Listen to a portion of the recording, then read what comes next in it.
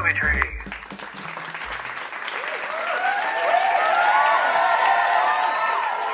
Howdy, branches, and welcome to another episode of the Movie Tree Podcast. A monstrous episode. A monstrous episode that's been incorporated. We're doing the, 2004, was it? 2001 children's classic, Yep. Monsters, Inc. by Pixar. Yes. Excited for this one? Yeah, I am actually. You said you'd watched it only, what was it? This is a regular rewatch. I mean, if you got kids, Pixar movies kind of end up on rotation. I can see see how it hits the kids, this one. Yeah. Yeah. And we won't call it Baby GPG anymore. It's not baby, but little GPG is now discovered the world of Pixar. Yeah. So my life has just become a steady stream of Toy Stories 1 through 3, and she's a little bit wary of Monsters Inc. because of the monster aspect of it. Yeah, yeah. But she keeps requesting it. Huh? That and the Good Dinosaur. So Getting braver. Brave's next, so there you go. Oh, there it is. Very good. Okay, so we got here by climbing the Steve Buscemi branch. He played Rockhound in Armageddon, and he plays Randall in Monsters, Inc. He certainly does. Storyline. In order to power the city, monsters have to scare children so that they scream. However, the children are toxic to the monsters, and after a child gets through, two monsters realise things may not be what they think. Yeah. That's... Yeah. I don't know who comes up with the IMDb synopsis. It's not the... I feel like sometimes it is the blurb on the back of the covers, but I've read a back of the covers, and sometimes it's not the same thing. But the thing is, you go from this, and then you go look at the one on Disney Plus, and it'll say something different. Yeah, true. And as we know, Disney Plus like to put spoilers in their fucking descriptions. I wonder if they ask, like, when the patent's sent across when, say, Netflix get the patent for a movie, they request a synopsis from the people as well, and so somebody just does a quick one for them, as opposed to, who knows? When did you first watch? This would have been in cinemas, absolutely. I would have been 12 years old, right on the button, so... This what was about you? cinemas with I would have taken my little ex-brother-in-law. Yeah. He would have been all of 9 at the time, so... Yeah, right in that range. Yep. IMDb, healthy 8.1. Whoa, loved by the people. Rotten Tomatoes, even healthier, 96% critics, 90% audience. On a budget of 150... 96 audience. 96 critics. Fuck, that's one of the highest we've ever... we can't get to 100. I think we've had one on 100. Yeah. What was that? The Cool Hand Luke? Yeah, 100. 100%, yeah. Jesus. Budget 115 mil, and then the box office 579 mil. Yeah. Third for that year. Only beaten by Harry Potter 1 and Lord of the Rings 1. Wow. It beat Shrek, Ocean's 11, Pearl Harbor, The Mummy Returns, Planet of the Apes, and Jurassic Park 3. That's a big... Released on Boxing Day 2001. This is our 9th film from 2001. It's our second most reviewed year. You have any chance of naming any movie? 2000. I literally named 3 of them in the thing before. Ransom. No. No. I wasn't listening. Fast and the Furious? We haven't done that. Yes, we have. Okay. Training Day? We haven't done that, Yeah, have we we? have. Yeah. Shrek, Ocean's yeah. 11, Jeepers Creepers. We should have gone that one. Yeah. I like it better when you give me a quote. Oh, yeah, okay. Well, I'm not going to start now. Yeah, well, next week. Next week. Heartbreakers, Planet of the Apes, and A Knight's Tale. Runtime of 1 hour and 32 minutes. Produced by Pixar, and I say produced just by Pixar because at that point in time it was just Pixar. Yep. Awards. It won the Oscar for Best Original Song, which makes me an absolute fucking liar when I said last week there's no fucking song from Monsters, Inc. There is. If I Didn't Have You by Randy Newman. It was also nominated for Best Score, but lost to our mate Howard Shore for Lord of the Rings. Yeah. And was also nominated for Best Animated Feature, but lost to Shrek. Ooh, you know what? I'd give it to Shrek. Yeah. Yeah. Oh, yeah. Directed by Pete Docter, who is Pixar mainstay. Yes. He's only directed Up, Inside Out, Soul, and this, but he's also written the majority of Pixar movies as well. To the voice cast, Billy Crystal was 53, John Goodman was 49, Steve Buscemi was 44, James Coburn was 73, passed away the following year. This was his last role. Wow. Jennifer Tilly was 43, and John Ratzenberger was 54. The rat. The rats. He's back. Skinning the Smoke Wagon last week. You said a 4.5, and I said flat out 5. Yep. On the back of that, can I have your thoughts on score, please? Strange one, this one. I used to adore this film, but I suspect films like Inside Out have just put it a rung lower in my gradings.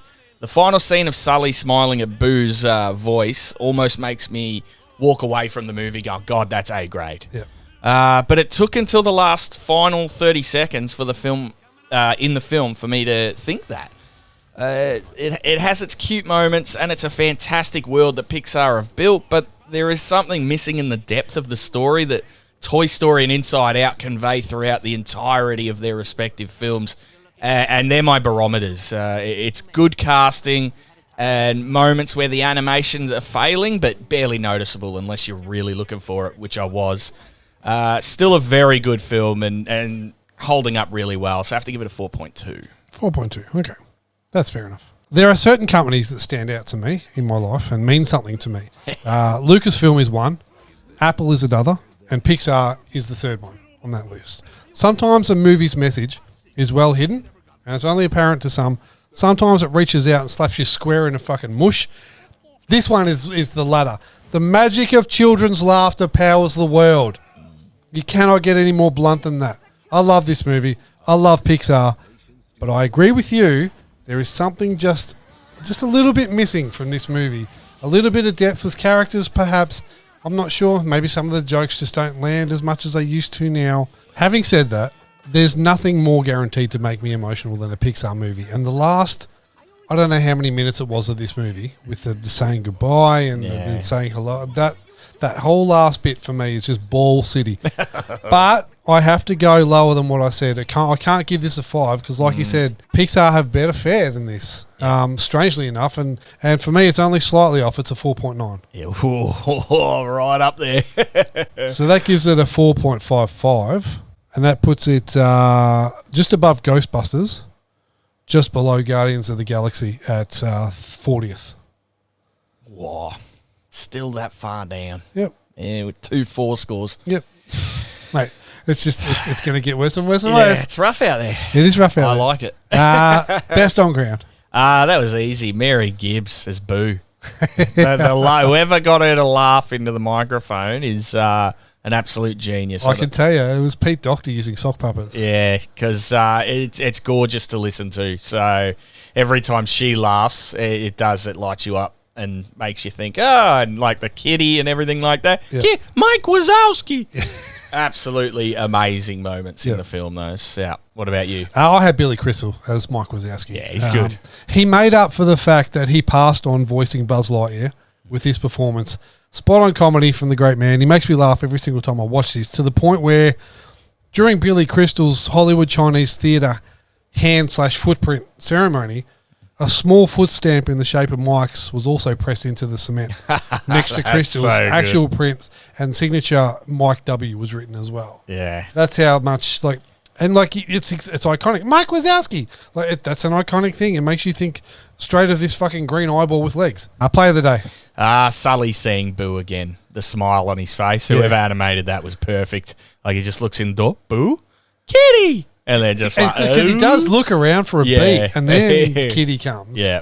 I'm going to say, but for me, it was the whole lead up. So it was Mike rebuilding the door, and Sully seeing it and going, Mike, and Mike's like, it only works with every piece, and obviously Sully's got that last bit taped to his clipboard, and he puts it in, and that light just ding, and like Mike's like, go on. And like you said, Sully opens the door and just looks around, and then all of a sudden, Kitty! Right. And the smile on Sully's face. And like you said, whoever animated Sully, full stop, I've read somewhere he had something like 2 billion hairs on his body that had to be animated. You can see that in his hairs, actually. That's probably part of the bit that if you're looking for it is not standing up, but it's still fucking amazing to watch. Yeah. It's good stuff, mate. It's good stuff. Good stuff. Would you watch it again? Yes, I will. Absolutely. I am incredibly thankful to Pixar for these cinematic gifts that I got to watch with my kids who are older now, and I'm now getting to watch with little GPG. Very good. We both watched this on Disney Plus. I think we're pretty safe in saying I that. do have the special edition on DVD. Like all their stuff, you can only buy it on other platforms. The 4K Ultra HD is available at JB for $25. Right. And the Pixar Ultimate Collection is also available for $250 and includes the first 22 Pixar movies as well as a crapload of extras. Right.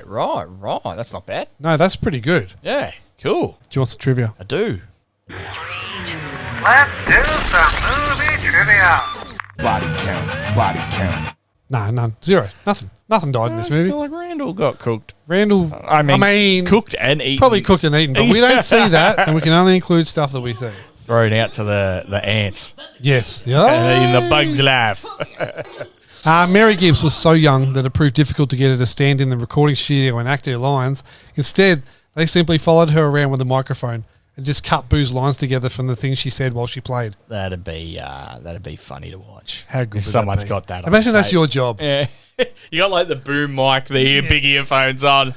You've literally got a production team just chasing her around the house. And then when she makes a noise, looks at the director.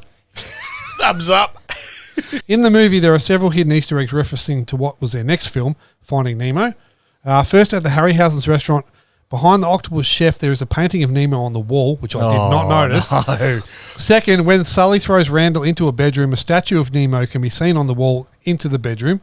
And last but not least, when Boo hands Sully some of her toys, she hands him a Nemo toy. Oh, there you go. They were really foreshadowing that She shit. did, massively, Hard. yeah. Bit of casting news. And I can see this. Sir Patrick Stewart was considered for the role of Mr. Waternoose. Yes, easy. With ease. Bill Murray was considered and tested for the role of Sully. But director Pete Docter said that when the filmmakers decided to offer it to Murray, they were unable to make contact with him and took that to mean no. Do you want some branching? I do. And now it's time for us to branch out and decide what we'll watch next week. These are your 8 options. 8. Here we go. James Coburn, The Great Escape. Oh, that's a big one. Bob Peterson, Finding Nemo. Hey, back into Pixar. John Ratzenberger, Toy Story. Oh, Jesus. Bonnie Hunt, Jerry Maguire.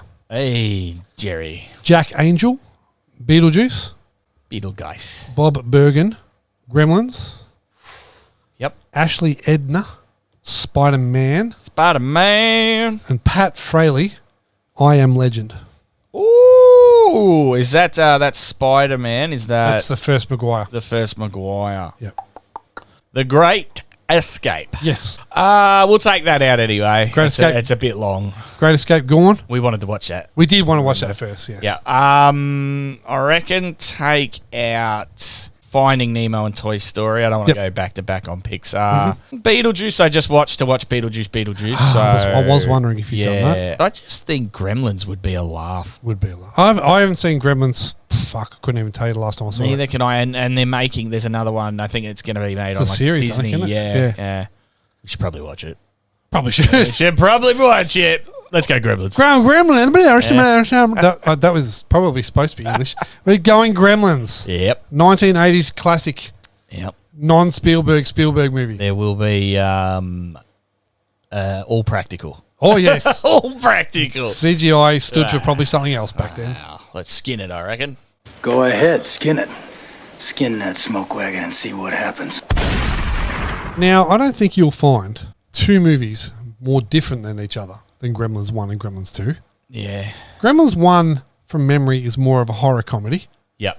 Christmas horror More comedy. leaning towards the horror aspect. Yeah. Whereas the second one was More comedy. just yeah. comedy. Like, yeah, let's start dressing up as Rambo and shit. Fucking Hulk Hogan's in it. Yeah. Fuck, I haven't seen two. As long as I haven't seen one, I haven't seen 2. But we're not doing 2. We're doing No, 1. we are doing 1. I remember being petrified of this as a kid because I would have been 7 when it came out. Yeah. And the look of the Gremlins was absolutely disturbing as a 7-year-old. Well, I remember this just sent, remember Furbies? Yeah. It's like somebody watched Gremlins 20 or 10 years after it came out and said, hey, I got an idea. Yeah. See that cute fucking thing? Let's just pinch Mowgli. Yeah, let's make that. Let's Not make Mowgli. that. What's his name? Mogu. Oh, he's got me now. Mogu? Not Mowgli. It's not Mowgli. Mowgli's the Jungle Book. Mogwai. It's a Mogwai. Mogwai. And his name is... No idea. Something. I was only thinking Mogwai. No, I thought he's that was definitely his got a name. name.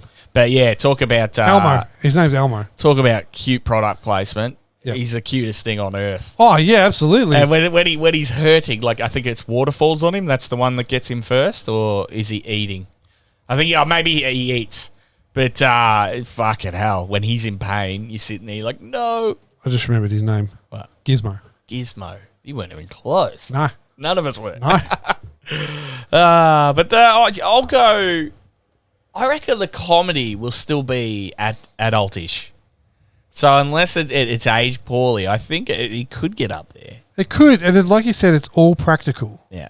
I'm going to go real specific. 3.8. 3.8. 3.8. I'm going to be ambitious. I'm going to say 4.1. Wow. What do you think's going to bring it up to that level? Christmas. Christmas gets it there. Christmas gets it there. That's a massive call. Plus, we love practical effects. We do.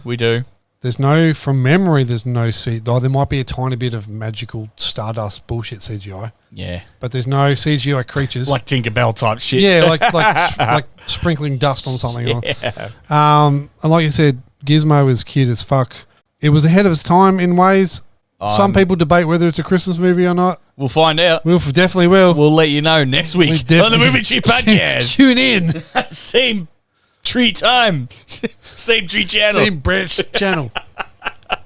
Fuck, that's terrible. That was horrible. Adios, monsters. He's not happy with you. Remember when he cut me off the other week? Yeah. Just fucking cut him off. That's fair. Didn't even introduce him this week. Take that, you dog. If you know someone who might listen to us and share an episode with them, drop us a line by email to movietreepod@gmail.com. Check us out on our socials, Instagram, TikTok, Facebook and YouTube. Come and climb the movie tree with us again next week. We're going back to the mid-80s. Going back to practical. We're going Gremlins. Yeah, boy. I'm excited for that one. I am too. Adios, Monsters, Inc. Incorporated.